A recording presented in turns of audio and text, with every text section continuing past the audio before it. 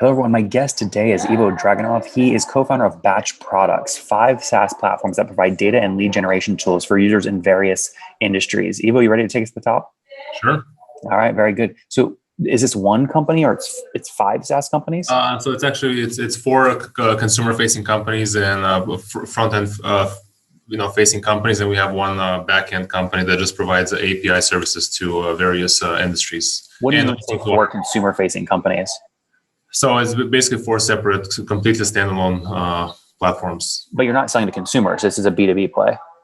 It's a B2B and a B2C. Yeah, it's business to business mostly. It's a lot of it caters to smaller businesses. So can you share the URLs of some of the B2B brands? So Batch Leads, is that the main one? Batch Leads.io, batchskiptracing.com, batchdriven.com, and then batchdialer.com.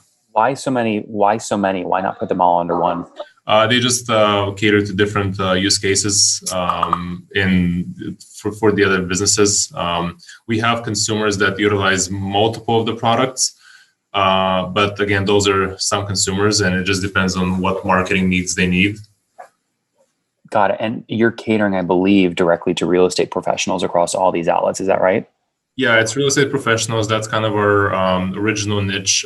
We are also, so it's real estate investors, wholesalers, realtors, and then our dialer product and our, the company that I mentioned is mostly just a backend API platform, caters to a lot of other companies like CRMs. We provide basically property data, phone number data, and some geocoding services to bigger companies as well.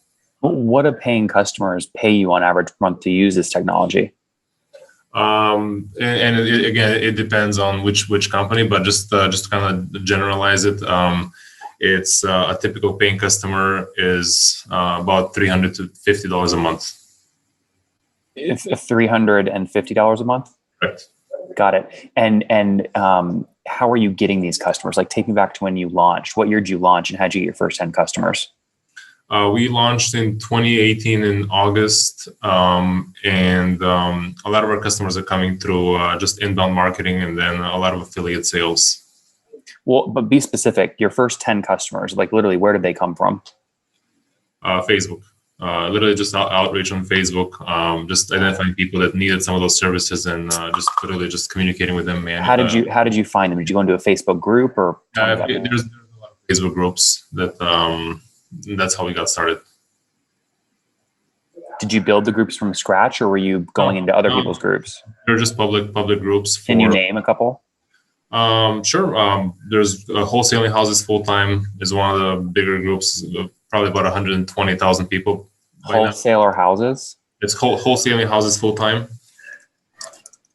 Got it. So how did the group owners get mad at you when you just go in and start promoting your product? No, not at all. I reached out to, it's just people asking for questions, and, I just provided some solutions, and no, there were absolutely weren't any issues with any kind of promotions. Do you pay the group owner an affiliate fee? He currently now has an affiliate link, correct? How many affiliates do you have that have driven at least one sale? We have about, I would say, close to probably 500 by now. Wow. Okay, that's impressive. How have you recruited so many affiliates? Where do you find them? It's basically our niche is very kind of close knit to where people are basically selling coaching platforms, and it's a lot of just going to events, communicating with people that are coaches and influencers, and then just showing them what our service is and how our service is better than the other services out there. And with the affiliates plus the Facebook groups plus all this growth, how many customers are you serving now today? We have a total of about 18,000 customers. They're all paying monthly fees? Correct. Yeah. 3 of the companies that we have are on a subscription basis. The other ones, the 4th company that's consumer facing is pay-as-you-go model. Okay, got it. But I mean, if I take 18,000 customers times $350 a month on average, I mean, that's $6.3 million a month. We do a lot of, we do close to that. Yeah. And hold on, Ivo, you're surprising me here, which I love. You're doing $6.3 million a month in revenue. We're not doing exactly 6.3, but it's in this. It's for sure in the 7 figures. So a lot of the customers that are on a pay-as-you-go basis are don't order every single month, and some orders may vary from anywhere literally from $20 a month all the way up to $10,000 a month. I see. Okay, so what are you doing right now? Like last month, how much did you do? We last month we did a little over 2.5 million. Wow, this is impressive. And what does growth look like? So exactly a year ago, how much were you doing in that month? 2020 we grew of about 140%. Wow. 2019. How did you do that? I mean, considering COVID. Well, I think COVID's kind of like a blessing in disguise, to be honest. A lot of people basically switched to just utilizing our data and our services and our phone numbers that we provide, even from their computers at home, and it just turned into a lot of people actually being more aggressive in trying to find deals and leads, which ended up benefiting us. And again, we're just focused on providing a super quality product. And I think the initial months of COVID, back in March, April, and May, we kind of took a step back and tried to figure out how do we optimize everything that we have, everything from team structures and being able to exponentially grow the team size. So all of those things really just helped us the months following that with being able to scale and grow. We added about 100 employees in about a 6-month time frame. So that really just how many total employees today? About 140, I think a little bit more. Got it. And what was total 2020 revenue? We had about 16.9, I believe. Million. Yep. And that's up 140% since 2019. So you were doing about 6 million in 2019, something like that. Actually, a little bit less than that. Yeah. Wow. Less revenue, so about 5 million. Less revenue, yeah, right about 5. And what do you think you'll close this year at? We're projected to do over 30. That's amazing. Now, have you done all this bootstrapped? A lot of it has been. There's been a lot of pieces in the employees, and we're in the process of hiring, some key C-suite positions, president of operations, VP of sales, a full-time recruiter. All of those are positions that are really going to just. But Ivo, have you raised from venture capitalist, or are you bootstrapped? No, we haven't. We're completely bootstrapped. And who is we? How many co-founders? I have so it's 3 co-founders. Did you guys all just split it evenly, 30, 30, 30, or no? Yep. You did, really? Yeah. So you guys are best friends. Pretty much, yeah. I see. Do you ever regret that decision? Do you ever feel like, what, I'm doing more. I should have 40%. No, not at all. No, it's teamwork. I wouldn't have been able to do it without them, and vice versa. Okay, so you each own 33% of the business. You've bootstrapped. You think you'll do about $30 million in revenue this year. What would you value the company at today? That's a good question. Honestly, I don't have a clear answer to that. If I had to guess, obviously I've thought about it. If I had to guess, I'd probably say about 60 to 90. But again, that's a wild guess, and I don't know. Why 60?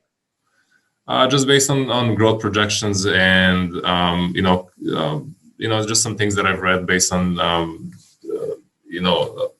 what companies are selling for based on the revenue and earnings.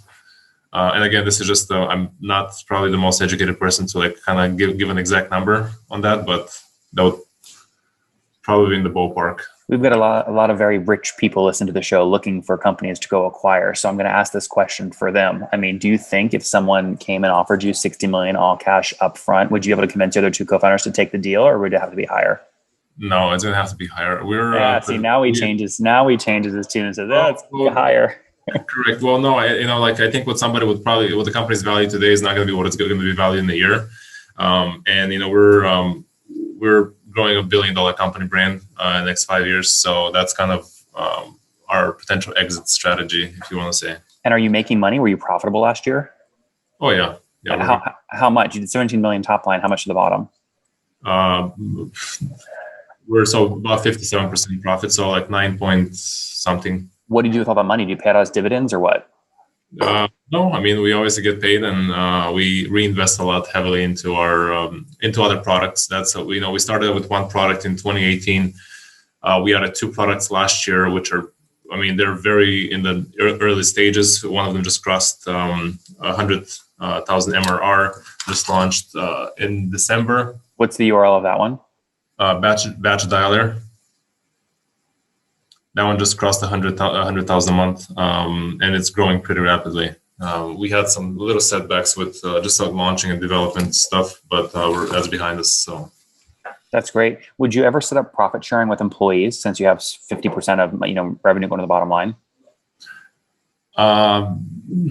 That's a good question. We are in the process of giving some small percentages of ownership in case of like sales to certain key people, but we're keeping that to a very minimum at the moment. How many engineers are on the team of 140? Software engineers or software? Are you including like the quality assurance engineers and DevOps? Sure. Everything? Total of about 50. 50. And do you have any quota carrying sales reps? Say that again? Do you have any sales reps that carry quota? Oh yeah. Yeah, we have sales reps. How many? 7-ish. And what quota do they have? Honestly, just varies on all the products. All the products are a little bit different. Even the price points are different. And one of them, for instance, has to do 100,000 a month in revenue on, let's say, the skip tracing side. On the dialer side, honestly, I don't have the number in front of me. Yeah, no, that's fine. Talk to me about getting new customers. Do you think your channel to grow is going to be affiliates, or is it going to be something else? Affiliates has been a big portion of our growth. We haven't.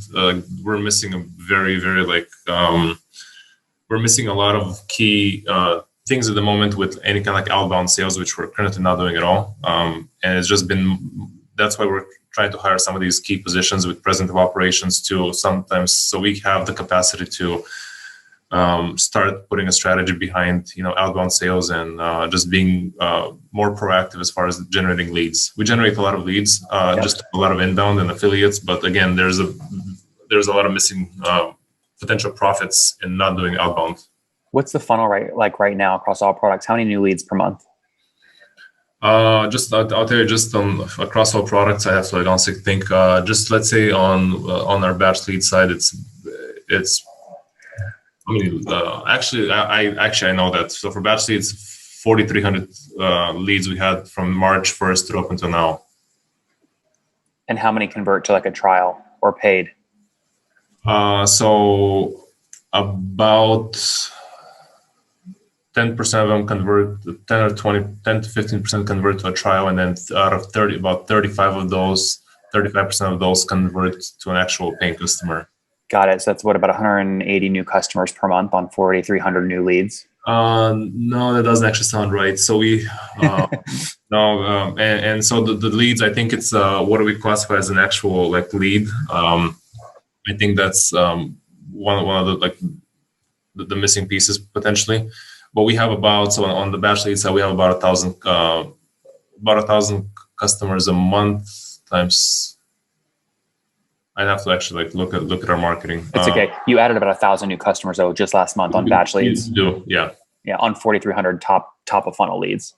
Correct. And I'm just trying to think if those were actual like trials or they were actually the leads. And I think I may have those numbers mixed. Yeah, that's okay. But no, generally speaking, 4,000 inbound leads, 1,000 new converting to pay. That's 25% conversion rate. I mean, that's pretty impressive. Yeah, it's about, and again, it varies on the products, but I know one of the batch leads is about a 32% conversion. Would you ever consider raising outside capital?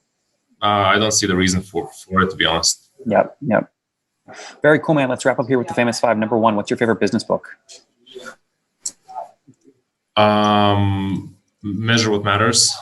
Number 2, is there a CEO you're following or studying? Dan Martell. Love that guy. Number 3, what's your favorite online tool for building your business? Profitable. Number 4, how many hours of sleep do you get every night? 5.5 to 6. Okay, and what's your situation? Married, single, kids? Married with 2 kids. Okay. Do you listen to the show? You know all these answers. You're so fast. No, I actually don't listen to the show. I had no idea what questions you're going to ask me. I love it. This is great. Okay, and how old are you?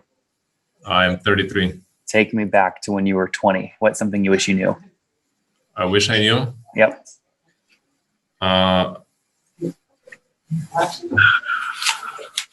I would have gotten into SaaS quicker than I did. How did you find Dan Martell out of curiosity? I think YouTube. YouTube. That guy's, he's so good on YouTube. Yep. Guys, there you have it. Batch Leads launched in 2018, passed 5 million in sales in 2019, 17 million in sales in 2020, 30 million in sales on track to do this year. They did $2.5 million in revenue just last month across 18,000 customers. They're selling and catering to the real estate space, anything related to call dialing, lead generation, you name it, they're on it. Call it evaluation somewhere between 60 and 90 million bucks, but they own 100% of the business outright across 3 co-founders, 30% each, 140 people on the team, 50 engineers as they look to continue to scale with new product lines. Ivo, thanks for taking us to the top.